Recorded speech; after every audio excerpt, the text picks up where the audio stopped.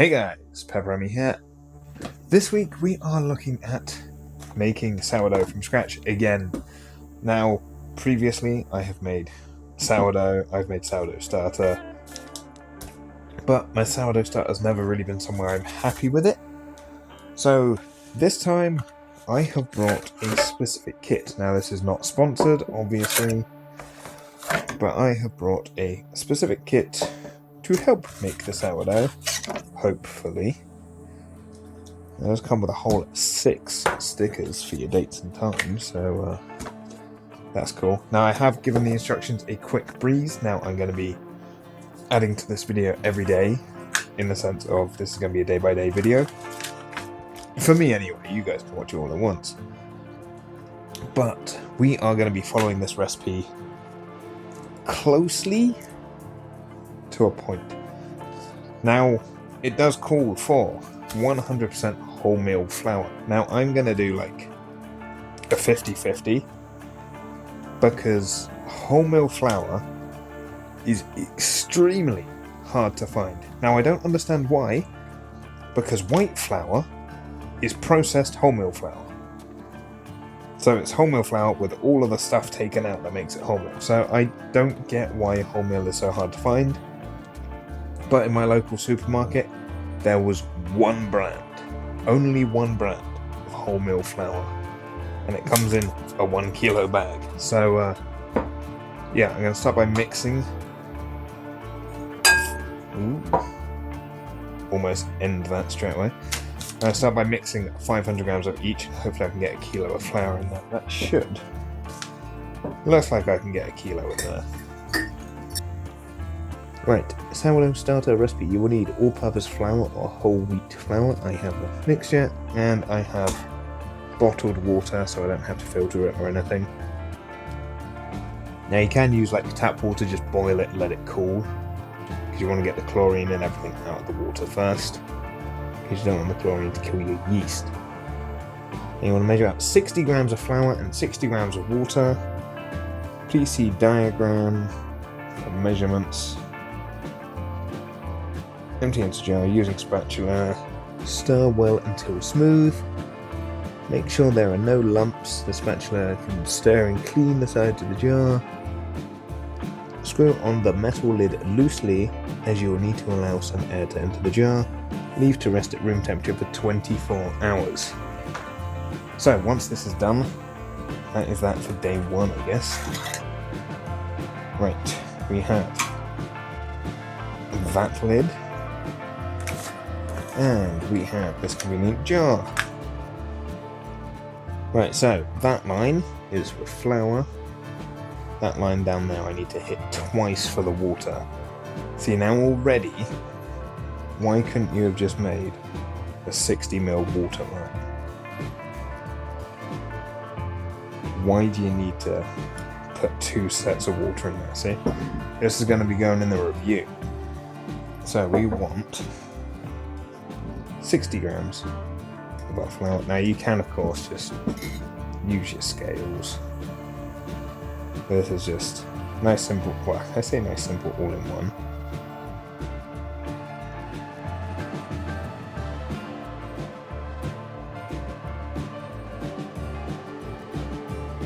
Right, is that up to the line? Or okay, a little bit over. Scoop a little bit out. So yeah, one thing I will say about this method that I'm following the kilner method, which is part of the kit, is you feed this twice a day. Whereas normally when I do sourdough, you start it off and then you leave it for a day or 2. Then you feed it once a day going forwards. But this is calling for 2 feeds a day from the get-go. Right, let's try and get as much of this in the jar as possible. I'm just going to load down my hand. There we go. Right, and then we need to fill up to the... Did I get fizzy water? I didn't get fizzy water. I think it's just... Yeah, okay, it's not carbonated. That little is it open scared me. Alright, so I need to carefully fill up to that point twice. One and two. Right, so much to show it's annoying, so I now have 2 litre bottle of water and a tub of flour to hang around the kitchen. Right, so we want to give this a good mix until we have a fine paste and all the flour is incorporated, and you want to scoop down the side of the jar.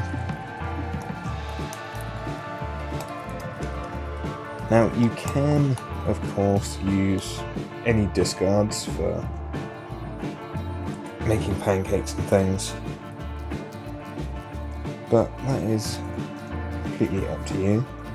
Now already, because this has wholemeal in it, it's a lot thicker than it would be if it was just plain flour, which is good, because I normally have a sourdough starter and normally a little bit more on the runny side. Right, so yeah, once that is mixed up, I will wipe the inside of the jar a little bit more. Yeah, stir well until smooth, make sure that there are no clumps.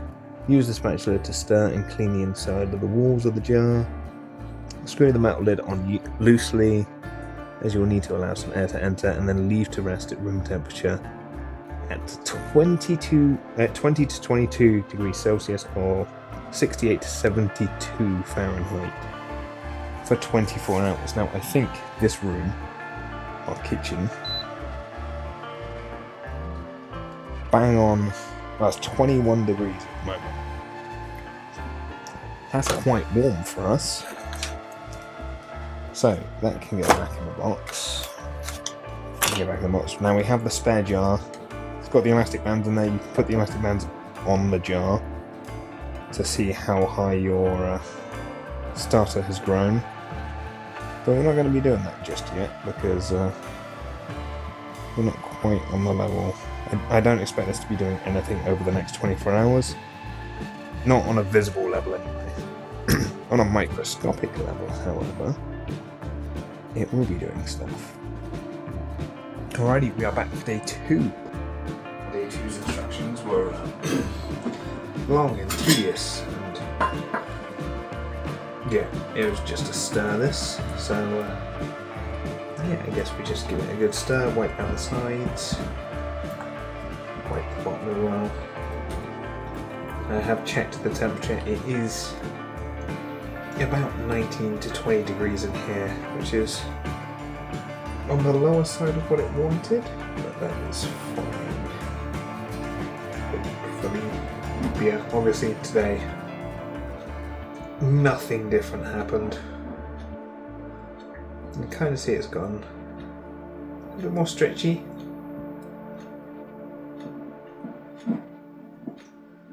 But yeah, nothing major to report back on. Alrighty, we are back for day 3, which is the day of our first feeding and our first transfer. Now, day 3, start the feed using a clean jar. Measure out 60 grams of your starter created in days 1 and 2. Discard the rest of the mixture. Excess mixture can be used for pancakes and naan breads. See, now this throws into the whole point of why do we need that measuring thing? If every day we have to weigh out. So I guess maybe a convenience thing, because if it's in the cup it's not going directly in there. I don't know. It just seems weird, but this is how our sourdough is looking on day 3. Now we've already got a lot of air bubbles in there. Try to find a good side of it, but yeah, you can see a lot of air bubbles, especially around the bottom.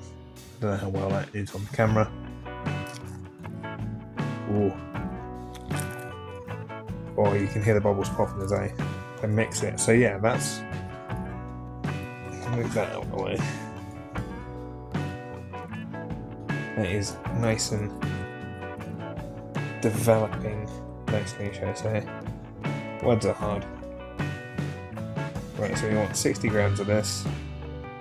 I want to see how accurate 60 grams of flour in that is. Right, so give that a shake. I'm happy with calling that 60 grams, according to this. Right, and then spill it all over the scales.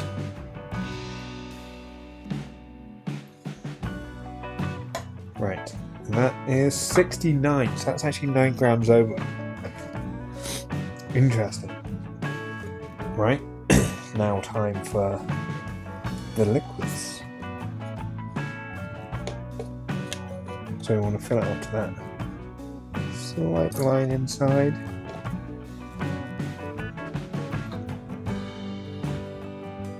A little bit under. There we go. Right, so that's 21.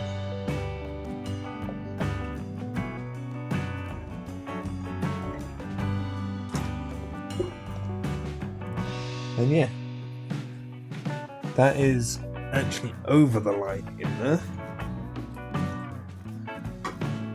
And that's 68. That's fine, because it was about 68 of flour anyway, 69 of flour. So it's worked out. So we're just giving it a little extra feed today. So we give that a good mix. So for anyone doing maths in here, that is 60 times 3, so we're at 180 grams of starter in here. 180 grams-ish. And yeah, we want to give that a good stir. Now the only problem is I have big hands, and when I'm stirring, this top bit is bending and it feels like I'm gonna rip it off. We want to try and get a nice smooth paste. As smooth as you can get with wholemeal flour in there. And then scrape down the side of the jar. And then yeah, leave that for 24 hours. Yeah, leave for 24 hours, and then from 3 to 7. Yeah, from day 3 to day 7, but this is day 3. Feed twice daily from day 3.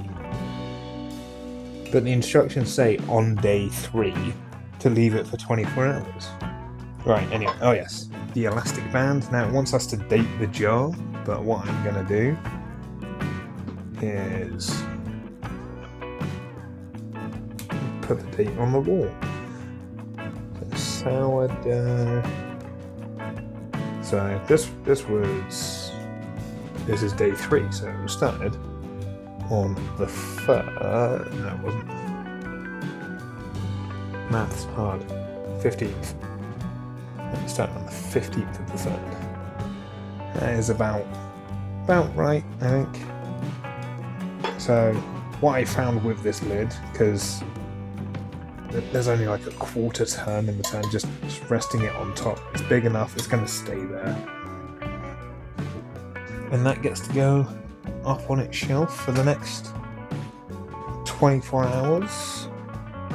Hey guys, we are back. It has been a hot minute since I last recorded an episode of my... Oh, not an episode, part of my sourdough. Now, as you can see, my sourdough is finally there. Now, I started this on 15th of last month. It's been about 3 weeks. So, if your sourdough doesn't rise, you have problems with it, just keep it going. You'll get there in the end.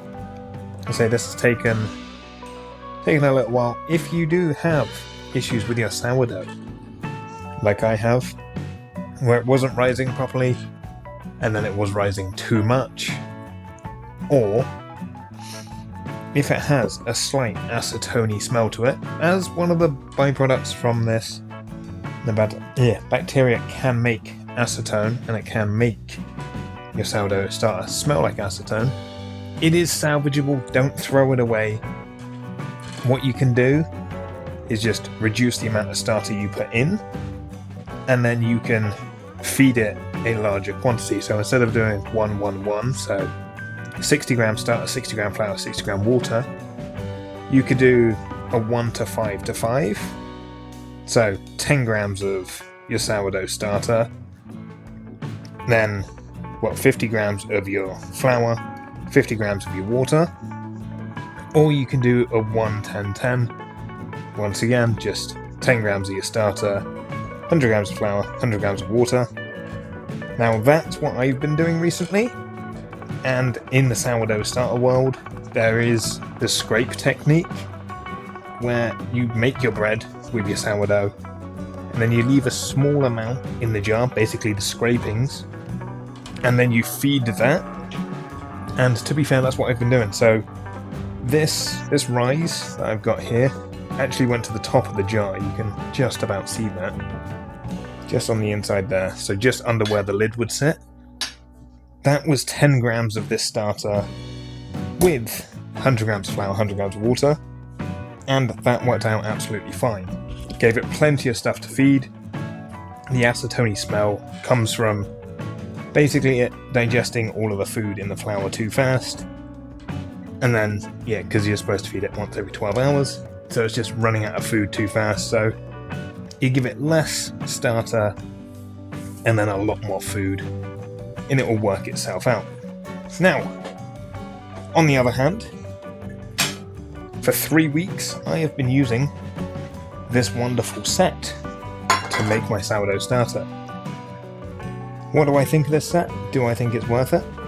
At the time, or at the current time for now, this set for 2 jars, 2 elastic bands, 1 lid, 1 measuring lid, and 6 labels and some instructions on how to use it, and of course the spatula. Who can forget the kilner spatula, which has just been washed up on my draining board.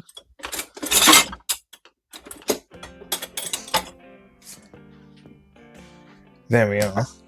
And my other jar is just soaking because I transferred my sourdough last night. So 2 jars, 2 elastic bands, that lid, that. 6 stickers, and some instructions. Is it worth 20 quid, in my opinion? No. Hell no. Should you get it if it's on sale? It's entirely up to you. Now, what I have done, I've done a little bit of shopping. Because it's what I do. So, that plus an extra jar, just pretend there's another jar there, 20 quid. I got silicone spatula, 3 quid. Kilner jar, but bigger, that was $2.99. That one there was $2.99. Now you may have noticed something in the bottom there. Now I was getting worried about this, so last week I went into my local bakery and inquired if they give away their sourdough starter. The lovely man behind the counter just said, yeah, bring in a jar, we'll give you some starter. And here we are. So, if you want to, you can skip this whole process. Just get some jars and some spatulas, or a spatula. I'm a man with long hair. Hairband, don't need an elastic band. Hell, you could even use a dry wipe marker or something on the box, or on the thing. And yeah, you're well away. Now this is a well-established starter from my local bakery. He did tell me it hasn't been fed this morning, so I am here for one final feeding in this episode. So, I'm going to feed that one and that one. Obviously, I'm not going to discard anything of this. I am intrigued how much I managed to get, but as I say, I've been doing that with 10 grams, so even if there is not that much in there, and mean, it's looking like about 60 grams or so. Let's tear that. So that's about 440 grams. That's 93 grams of starter there. So that is actually more than... I could theoretically get, like, what is it, 9 jars of starter out of what's in there. Just that simple, easy to go. Saves you buying some freeze-dried stuff off of Amazon. If you go to your baker regularly, you'll find out they're a good baker. This baker has always got people queuing out the door. It's hard to get stuff in the morning. But anyway, one last feeding. So, I will show you what I've been doing with this. Unfortunately, I'm not going to be cleaning the jar right this time, but later on. So also, as well, as a tip, before I discard this starter actually, I will show you. Now, a good way to test if your starter is ready to make bread, which we will cover in our next episode, because I do want to make a sourdough from this. We want a spoon or something. That's a fork. I mean, I was close. Fork is just a spoon with holes in it. Right, so we've got some water in here. Turn that to a bowl. Then you just get a spoonful of your starter. Try not to knock too much of the air out of it. Now, if it floats like that, that is good to go. Now, a little bit did drop down there, but that's just because it's not got any air in it. So if it's nice and airy, I will demonstrate how airy that is in a second.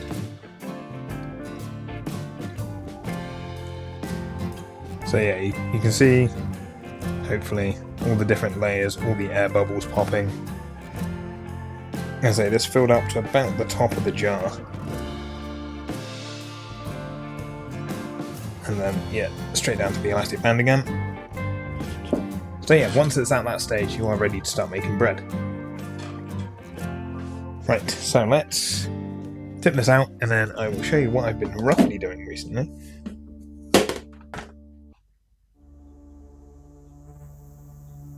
Tell you what, there's some wonderful bread making potential in my compost, my food waste. Now the only problem is, with having 2 different sourdoughs on the go, I've got to feed 2 different sourdoughs daily. Right, that's probably a little less than I would normally have, but that is, like, scrapings. There's probably a good, like, 10 or so grams in there.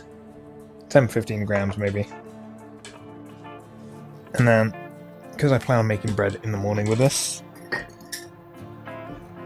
well, not necessarily in the morning, but tomorrow, I'm going to give it a good feeding of about 100 grams.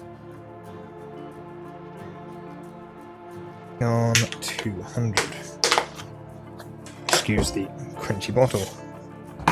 And then, yep, just give her a good mix. That's actually going to be intriguing because I get to test that one against this one, so I know that one's going to be well established. I don't know the backstory and the lore.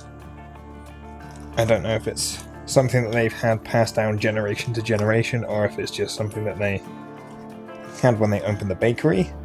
Who knows? But it seems like a nice, well-established starter. It actually looks very similar to this one. It's a little bit more chunky, I think, actually. But that could just be the flour they use to feed it.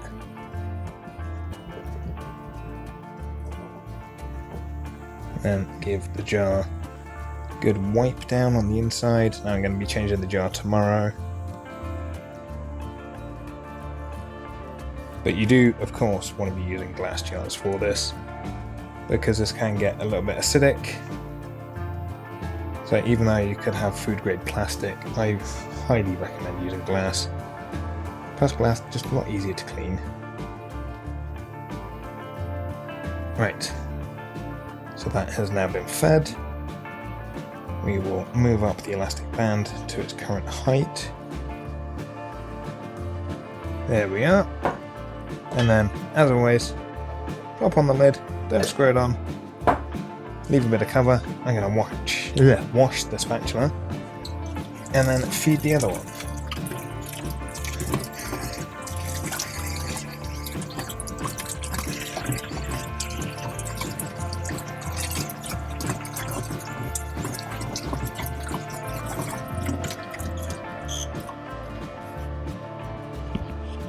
Right, so let's get rid of that.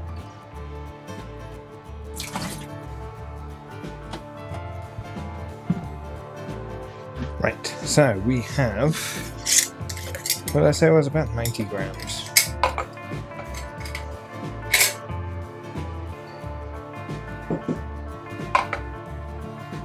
And 93 grams. So if I do the same again, do 100, then yeah, that's gonna be roughly alright. Let's tear that. See if I can get as close to 100 as possible. Now once again, you don't have to use bottled water, you can use filtered water. My plan is, once I've finished this bottle, just to filter water and just put it back in this bottle.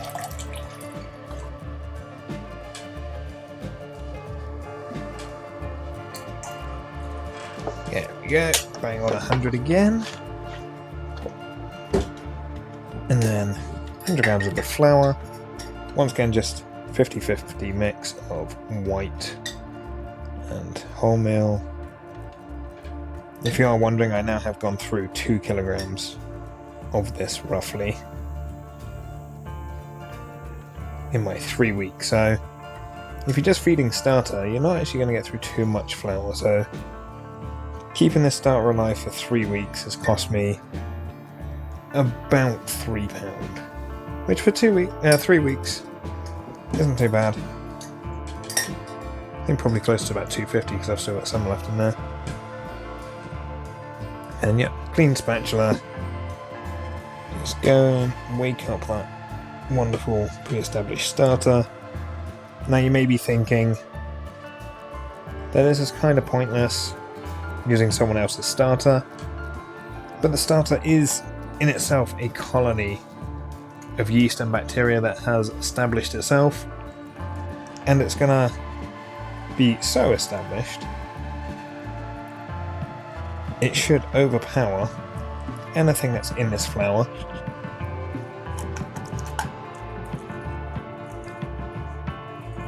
That is gonna take over, and before anything from this flour has time to establish, the pre-made starter should have already fed on it. It's kind of like a weird power play.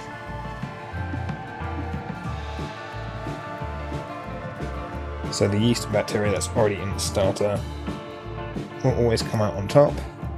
Now of course, over time you can get slight change, but for the most part this is going to be close to as currently is. And then yeah, just point proven, hairband, mark the height of the starter right there.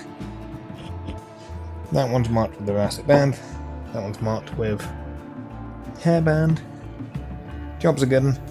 I found out just putting them in my dehydrator cupboard, well not cupboard but my little dehydrator cabinet, is a good place to store them. Could just throw the lid on the floor as well.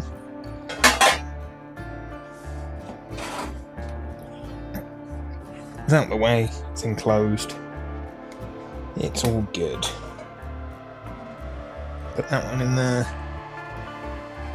Then yeah, about 12 hours or so. Should be good to go for a nice sourdough loaf, depending on how active the baker's one is. But I will check back once they have risen, and then yeah, you are all ready to make a loaf, which should be the next episode of this sourdough series.